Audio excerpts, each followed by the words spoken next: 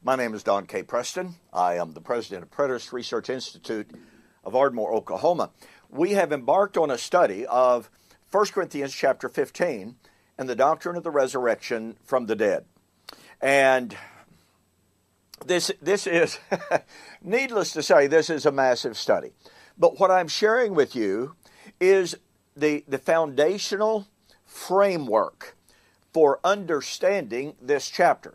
Now, am I going to answer every single question that you might have about resurrection? No, because I've still got lots of questions myself, okay? But the bottom line is, there are certain things that we can know about 1 Corinthians 15. There are certain things that we can know about the resurrection that Paul taught, so that we can know definitively, number one, about the nature of that event that Paul was anticipating. Number two, we can know definitively when he expected and when he taught that resurrection would take place. So those are some things that we can absolutely, positively know if we are willing to look at the evidence with an open heart and with an open mind and with an open Bible. I've been sharing with you that no matter what else our concept of the resurrection might be, we must realize that Paul said repeatedly in the book of Acts, he teaches this in 1 Corinthians 15. His doctrine of the resurrection that he was anticipating, would be in fulfillment of God's Old Covenant promises made to Old Covenant Israel. I have shared with you why this is so critical.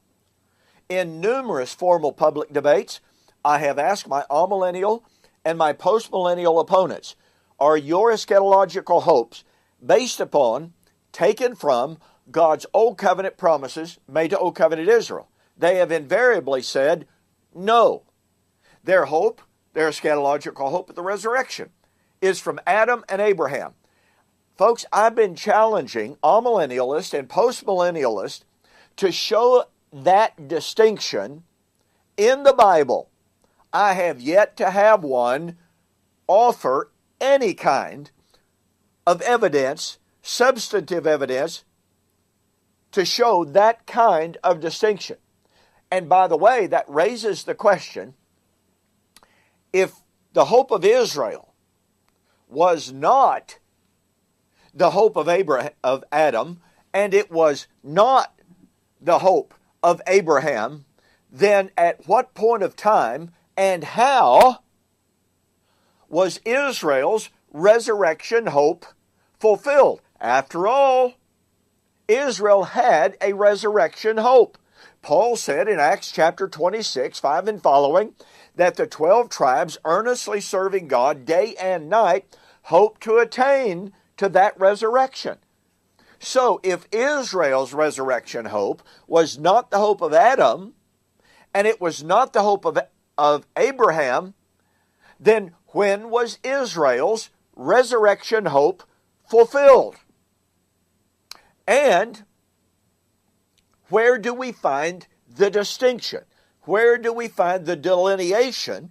Where do we find Paul saying in 1 Corinthians 15 or any other text, I'm looking for the fulfillment of God's promises to Abraham, not Israel. I'm looking for the fulfillment of God's promise to Adam. Now, I'm not still looking for the fulfillment of God's promises to Israel. I'm looking for the promises to Adam. Oh, and where does Paul ever say that he was looking for the yet future fulfillment of the Davidic promises made to David, but not the promises made to Israel? Wasn't David a part of Old Covenant Israel? Was not David the king of Israel? Furthermore, I want you to catch the power of this. In 1 Corinthians 15, I've hinted at this, but this is critical that you understand this, because we have in 1 Corinthians 15 the summation of the one the one eschatological hope. Paul said there is one hope, Ephesians 4 and following. Now watch this. In 1 Corinthians 15, we have the eschatological hope of Adam. As in Adam all men die, even so in Christ shall all men be made alive. Number 2, we have the Abrahamic resurrection hope. Abraham's resurrection hope was the better resurrection. Hebrews chapter 11, verse 35. It was the new heaven. It was the new earth.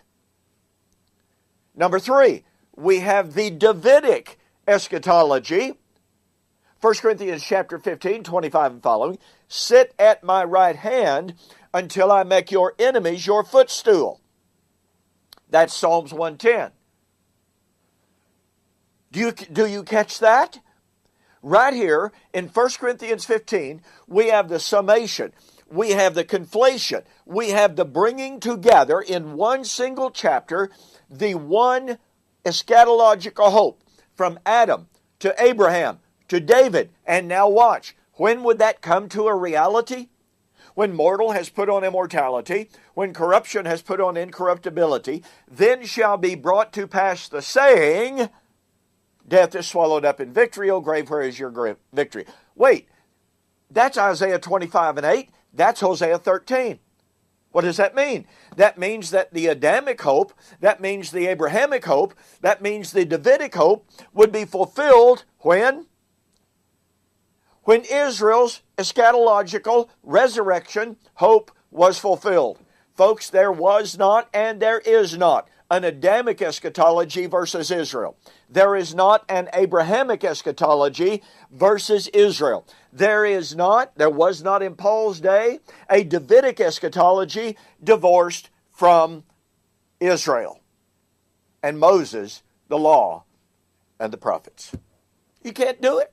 It is a false theology to create that kind of an eschatology. We'll see you on the flip side with more from 1 Corinthians 15.